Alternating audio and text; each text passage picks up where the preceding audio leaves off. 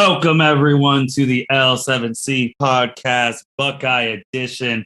Today, we are going to be talking about the Ohio State football Buckeyes and their game against Purdue that happened this past Saturday, previewing the biggest game of the year for OSU right now against Michigan State this Saturday, talking about the college football playoff rankings that happened about an hour or so ago.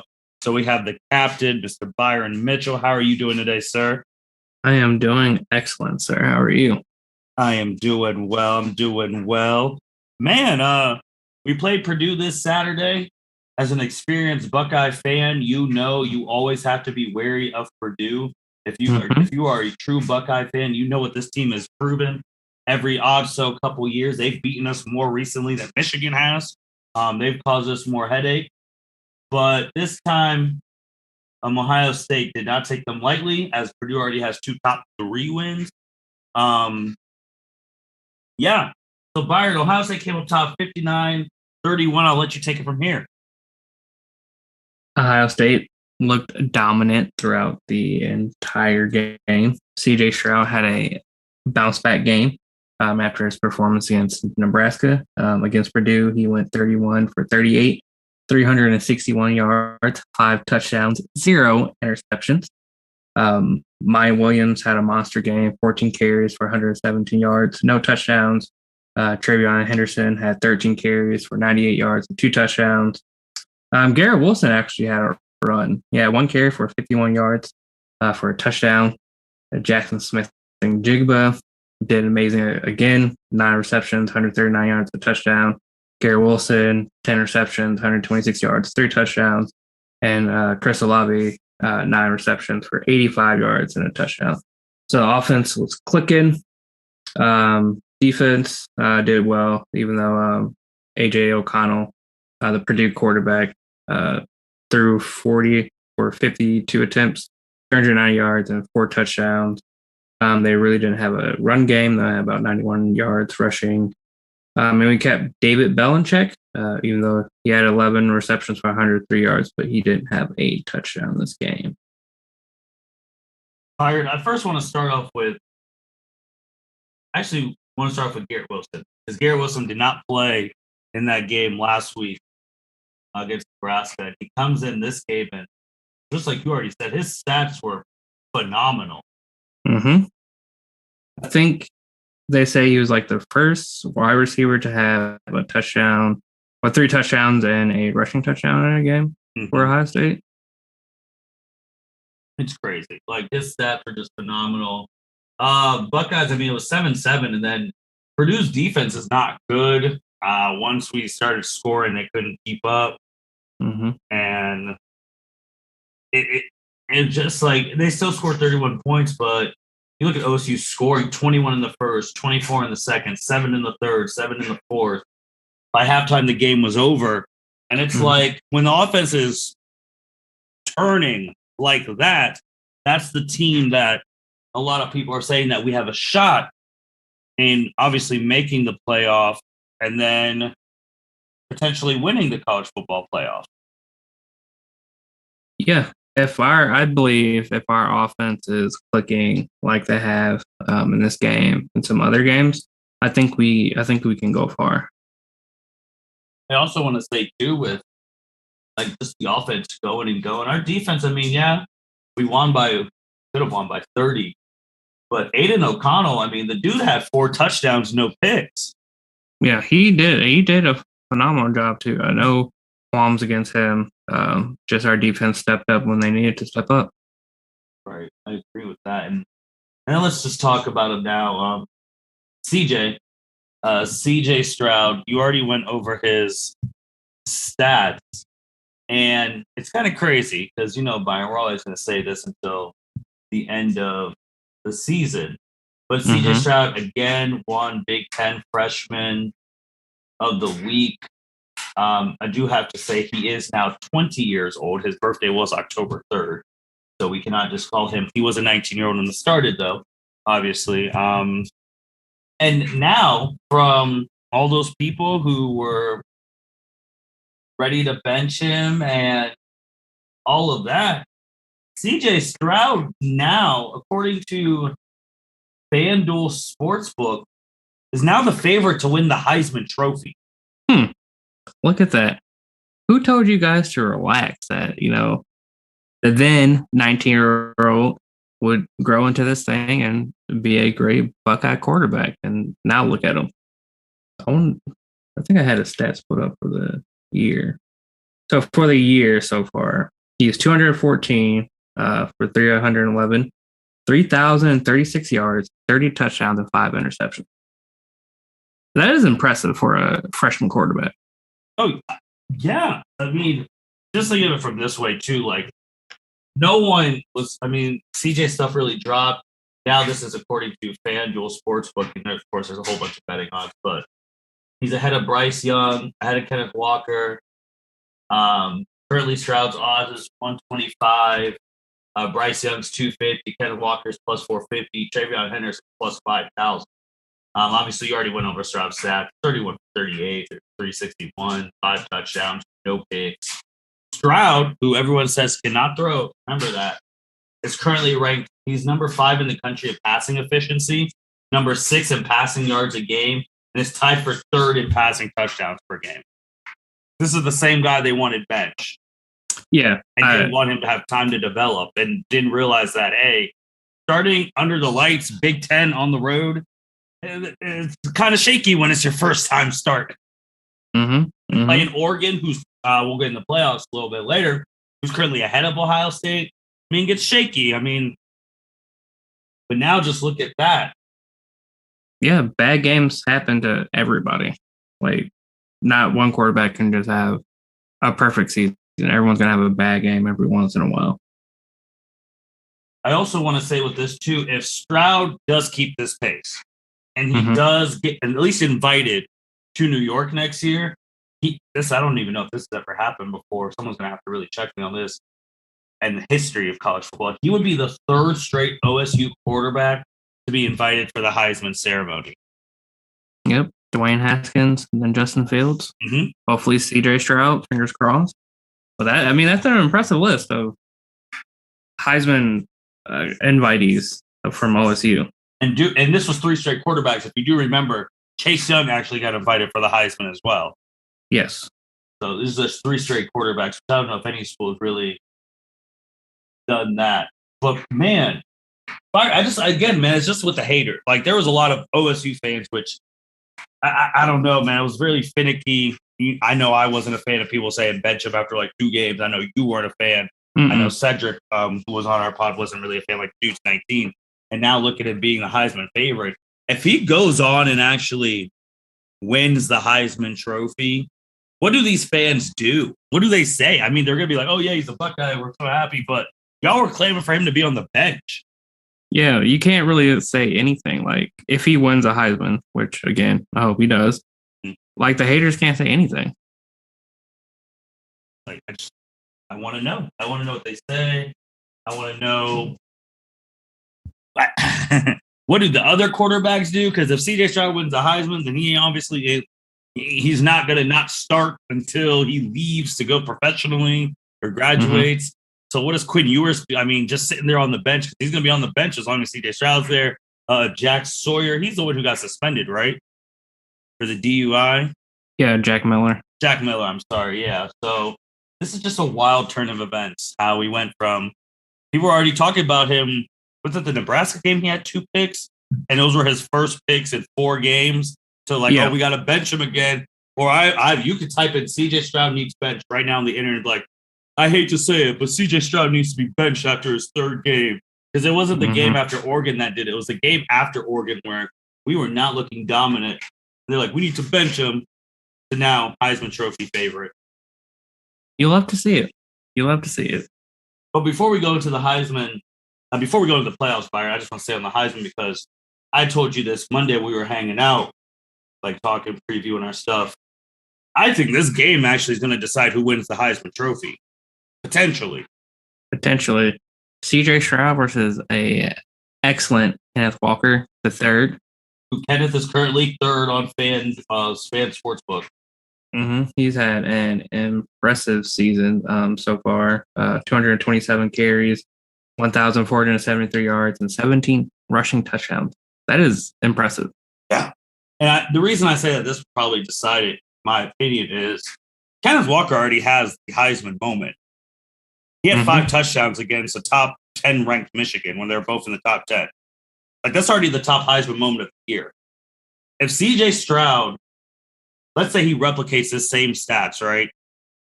31 for 38, 361, 5 touchdowns, no pick. In a top 7 matchup, where now it's round robin these last 2 games. Whoever loses these Big Ten East games, you're not going to the playoff. You're not going to the Big Ten championship. Correct. That's his defining moment, because I feel like CJ doesn't have that. He doesn't have the big win against a big team at the top of their rank, because we lost to Oregon. This is number 4 versus 7. Stroud wins this, and then he beats Michigan. I think he's going to win the Heisman Trophy, which is a huge turn of events, because, Byron, we've talked about this for weeks now. We have not had a front runner. No, at the beginning of this season, everyone's Heisman favorite was Spencer Rattler. He has not proven himself to be a Heisman candidate. He got benched in favor for Caleb Williams, who then got benched in favor for Spencer Rattler. Wild turn of events at Oklahoma. But CJ Stroud, definitely after the Purdue game, is a Heisman front runner. Now, if he can, like you said, if he can replicate against Michigan State and Michigan, who both will be top 10 opponents, hopefully Michigan will win this weekend. And they'll be both top 10 opponents. And if he can have amazing games, I think he wins the Heisman, just like you said. I do too, because just like you said, it started off with preseason Spencer Rattler and DJ from Clemson, who both got benched, who both had they both got benched. Then you had Bryce Young, which I really don't know where the Bryce Young thing came from, maybe because he was quarterback at Alabama, whatever. But he came and just like, eh.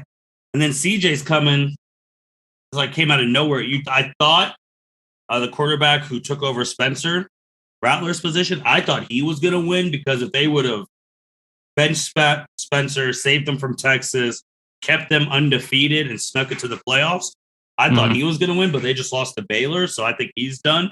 And Spencer came in. So right now, I really think CJ's in the driver's seat. I think this would be one of the craziest stories in college football history. I remember, and it was way before the season started, there was I forgot who had said it on Twitter, but CJ Stroud was like number 5 in the Heisman race. Now, at the beginning of the season, to go from number 5 to number 1 is absolutely insane. He's had a great season for a freshman. Especially when people wanted him benched. That's the thing. People wanted him benched. Yeah, after that, with the Oregon game and then Akron, I think he had subpar games. They're like, oh, bench CJ. We're like, just relax. It'll get better. Because I think people were so used to just OSU quarterback just coming in. It was the Tulsa game. Tulsa was actually a game until the 4th quarter. Akron would beat 59-7. Right. Thank you for correction. But I think people are so used to OSU quarterbacks who had Dwayne Haskins, Justin Fields, JT Barrett just coming in and having amazing seasons. They're not used to a slow start to a Ohio State quarterback. So I think CJ Stroud just having that slow start rub people the wrong way, but you got to let people grow into this thing. Yeah, I agree. So it's crazy to see. Before we go to playoffs, Byron, man, this Michigan State game, we got game day. Yes, we might get game day. Actually, potentially, we could have game day 2 weeks in a row. They're coming. It's going to be at the Horseshoe. It's Ohio State, Michigan State. We talked about how Purdue, your seasoned Buckeye fan, causes issues. Michigan State causes issues. Michigan State's a school who beat Urban Meyer twice. Well, he was a Buckeye. So this is, and they've had some squads, Kirk Cousins, Le'Veon, all of them. They got a squad now. I mean, if you do the top 5 receivers in the Big Ten, we have, I want to say we definitely have 3. Yeah, we have 3 out of the 5. One's in Penn State, another's in Michigan State. So their pass defense is bad. That offense, they got a good quarterback. They got a great wide receiver, and we already know about Kenneth Walker III. Byron, man, how do we win this game? And And do we win this game? I think how to win this game. I think we have to keep Kenneth Walker, the third, in check. We cannot allow him to go off because we can see what he does when he's allowed to go off against that Michigan defense. He had 5 touchdowns and I think like 197 rushing yards. And they're a top 10 defense. I think they're actually number 1 defense in the Big Ten.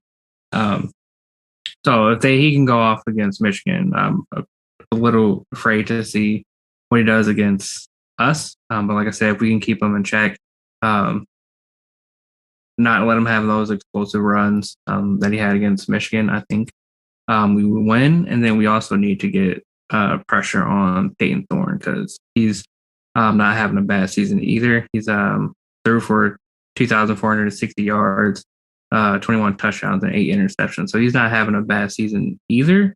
But I think if we can put pressure on Peyton Thorne and keep Kenneth Walker in check, I think we'll win the game. Yeah, because when I was talking about receivers, obviously Jaden Reed, he's a top 5 receiver in the Big Ten, 45 catches, almost 829 yards, averaging 18.4 a catch, 7 touchdowns. That's their big 3. My concern, Byron, is that Kenneth Walker is probably the best running back we've played. He will be the best running back we play, but he's also the best one since Muhammad Ibrahim. And even though that was the first game of the season, Ibrahim was tearing us up. Yeah, he had a great game against us. And I think he ended up having like 168 yards and a touchdown. And he left in the third quarter. And we've even said if he played the full game, we might have already had an L. Oh, yeah. I definitely think if he had to play that full game, our run defense was not equipped to go against him that first game. My solace with this game is it's in Columbus. Like, the crowd's going to be juiced. I mean, game days, their camp is going to be going wild. They're going to be up from 5. They're going to be pumped for this game because we know it's a stake. It's truly now if we lose, we're done from a playoff perspective. If Michigan State loses, they're done from a playoff perspective. If Michigan loses, they're done from a playoff perspective. So this is it for the Big Ten East. Is next 2 weeks. Yes, this next 2 weeks will decide who comes out the Big Ten East. If we win out these last 2 games, we'll win. If Michigan State beats us this weekend, they'll get in. And if we beat Michigan State but lose to Michigan will get in. Yep. So this is a very close race. Basically win, and you're in the Big Ten championship game. Byron, man, what score are you going with this game? The spread is 19. I feel like that's I don't know where these high spreads are coming. I know we covered this past game, but the past 2 we did not cover. That's true. I think it'll be. I'm gonna say it's gonna be a 10-point game. I'm gonna say 34-24 Ohio State. I was actually going 1 point above you on both, 35-25. Okay. I was going to go 45-35, but if Michigan's getting 35, I feel like that's not good. So right. But we'll see how they play, man, because last time when we were in the same scenario, when we just came off a national championship game, Michigan only lost once too. And Michigan State muddied that game up. That was in Columbus at night, and we lost that, and then we didn't go to the playoffs because Michigan State won the Big Ten. So are they going to try and play ball control with Ennis? Like, this is going to be so – are we going to be quick strike, like boom, boom? But like it's going to be interesting, man. I don't think they could cover all of our wide receivers. Oh, they definitely can't cover all 3. They're going to have to double team one, but then, like, who do you double team? Yep, I agree. And Michigan State's coach, they should have already mailed him Coach of the Year. That shouldn't even be a question. Because no one expected Michigan State was picked to finish last in the Big Ten East. Right. Because last year, even though it was a COVID year, they went, I believe, 2-5, and this year now they beat Michigan last year. They beat Michigan last year, yep. And then this year they're 9-1, the number 7 team. So definitely a bounce back year from last year. So I think Mel Tucker should win Coach of the Year. Oh yeah, it's not even close. Not even close. Not at all. All right, Byron, you know how we end it. Playoffs. we're just going to focus on the top 10. The top 7 remained unchanged. Georgia 1, Alabama 2, Oregon 3, Ohio State 4, Cincinnati 5, Michigan 6, Michigan State 7, Notre Dame 8. They went up. Oklahoma State 9, Wake Forest 10. Oklahoma dropped to 13 because they lost to Baylor. Baylor is now at 11. Mm-hmm. Texas A&M 7-3. They're 16. They're really gonna make that. They're like, oh, we lost. They lost. Alabama lost to Texas A&M, so they're really gonna keep that going. Arkansas 7-3, just in the SEC teams. But yeah, man. So you weren't expecting any changes in the top 7 because that's what really matters right now. The top 7. Yes. I was just intrigued to see outside of the top 7 who the next 3 were, because with that Oklahoma loss, I want to see how far they would fall, and with Baylor winning, how high they would rank them. So I think it fits, that Oklahoma dropped to 13. Baylor, I would have liked to see Baylor in the top 10, but Wake Forest is stuck back into the top 10. So Big 12 championship looking like if Oklahoma State wins out, and if Baylor wins out, they'll probably face each other in the Big 12 championship. That's going to be crazy because if they both went out, which I don't even know if I'd say they will, because we were talking about Baylor, then they lost to freaking TCU. True. If Oklahoma State wins out, it's going to be a 1-loss Big 12 team champion. Beat Baylor. Oklahoma State already played Oklahoma, did they? Let me check, because They still have that game.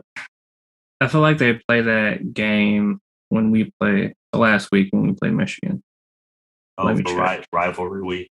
Yep, they will play them on the 27th at 7:30. Okay. So there's still. So depending on where Oklahoma is, I mean, they could sneak in. I think they obviously jump Notre Dame because Notre Dame, they're best eights where the best of they're at. Michigan State, Michigan lose, they jump them. That already puts them like at 6. The problem is, I don't see them jumping Ohio State or Oregon. They might even jump Cincinnati, to be honest. But that'd put them at 5 if they're trying to get in. The problem is, though, which we are all hoping. The only people who are not hoping for this are people in Tuscaloosa and big SEC wallets, is that Georgia beats Alabama. That is where we are at right now. Georgia has to beat Alabama to give Cincinnati, Oklahoma State, and those other teams a chance. Mm-hmm.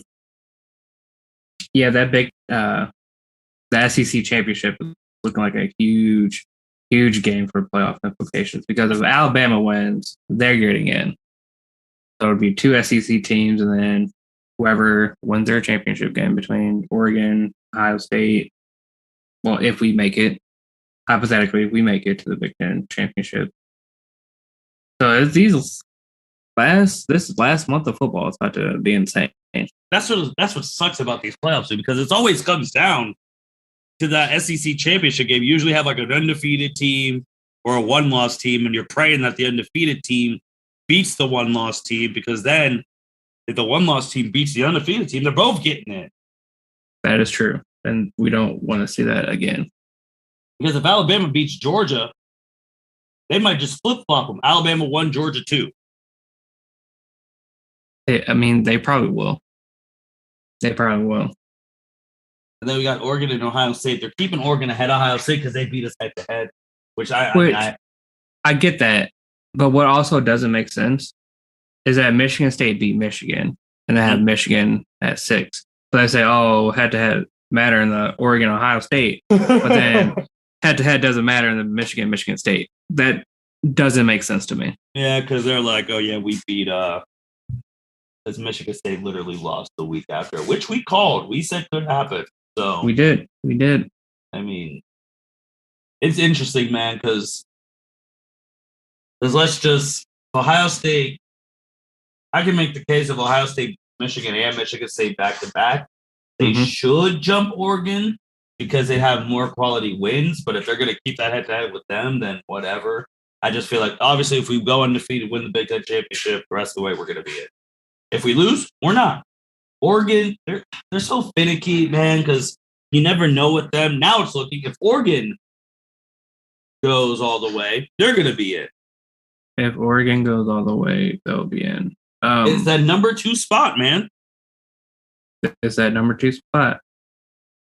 What the playoff committee was saying today is that potentially Oregon could lose to Utah. They could. Because they play them this weekend, and I think they would play them again in the Pac-12 championship. I wouldn't be surprised if they lost to Utah. I wouldn't. Now, if they lose, then hell's going to break loose. Because then you're expecting Alabama to lose to Georgia. But if Oregon loses, that's going to open up 2 spots. If Oregon loses, that'll open 2 spots. If Alabama loses, that'll open a spot. So I'm looking at the Oregon-Utah game. Utah is actually a 3-point favorite. Is it in Utah? It's in Utah. Do you have a time? That is the night game. Oh, no.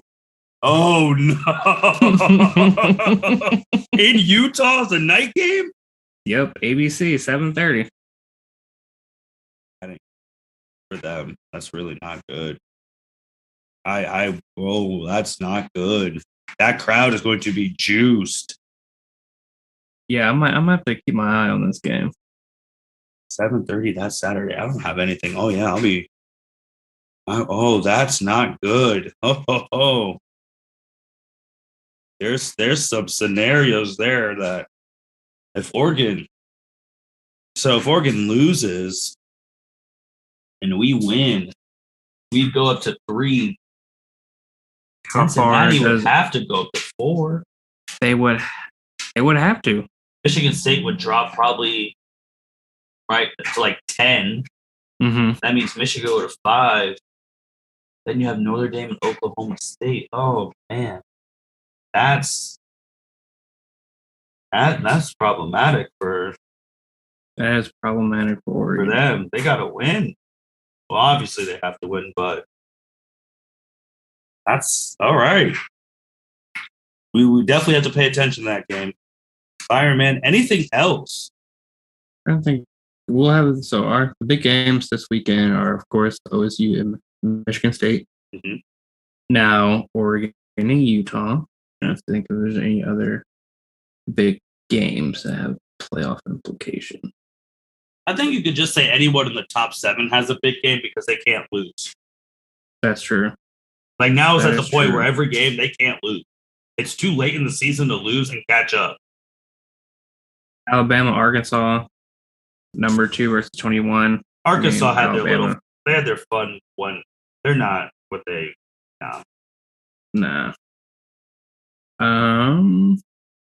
Yeah, I think those are the two biggest.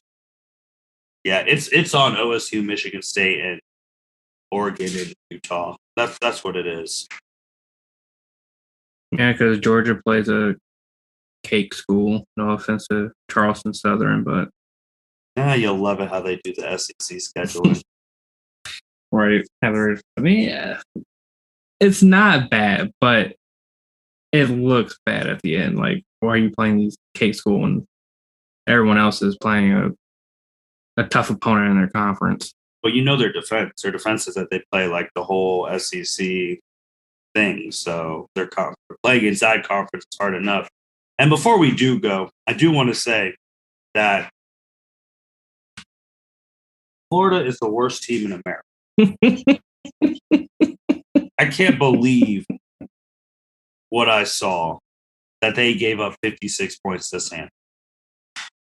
56 points to Sanford. I was not expecting that at all because, Florida's supposed to be a great school. They're the worst team. Worst team in America. Yeah, they have not proven themselves to be a great SEC team. The only person who could say they might be worse than them is Texas, because they lost to Kansas. They're terrible too, and they're going to the SEC. Good. Okay, that's bad. That's so bad. Yeah, I don't know why Texas or Oklahoma wants to go to the SEC. Like I think we said this at the beginning. Our first college football playoff. Like, if you're Oklahoma, you're more than likely going to win the Big 12 almost every year. Mm-hmm. So why you want to go to the SECs? I know it's probably for money and all that, but SEC, you're gonna get lost in the shuffle. You have Georgia, Alabama, LSU. Sometimes LSU's having a bad year. That's probably like the top 3 in the SEC. One of you are going to have to face Alabama every year. Yep. One of you's going to have to face Georgia every year. My thing is, if you can't beat Kansas, and you're going to the SEC, like it's idiot. Yeah, you're going from whatever the exposure, but what exposure are you going to be having when you're going 2-12 every year? Right. Can't even beat freaking Kansas. That's embarrassing. Kansas. Right. Giving up 52 to San. Well, yeah. They're terrible. Well, that's all we got to say. They're terrible. Byron, anything else? Go Bucks. Stay focused this weekend. It's a do or die. You got to win out. Well, with that being said, thank you everyone for listening to the L7C podcast. Big game, noon, OSU, Michigan State, ABC. Game Day will be in Columbus for that. Don't know who the celebrity guest picker is, but we'll be watching. And with that being said, as the captain said, go Bucks. Thank you for listening to this episode of the L7C podcast. Be sure to like, rate, review, and subscribe to the channel. Follow us on all social media platforms, and we'll be talking to you guys soon. Take care.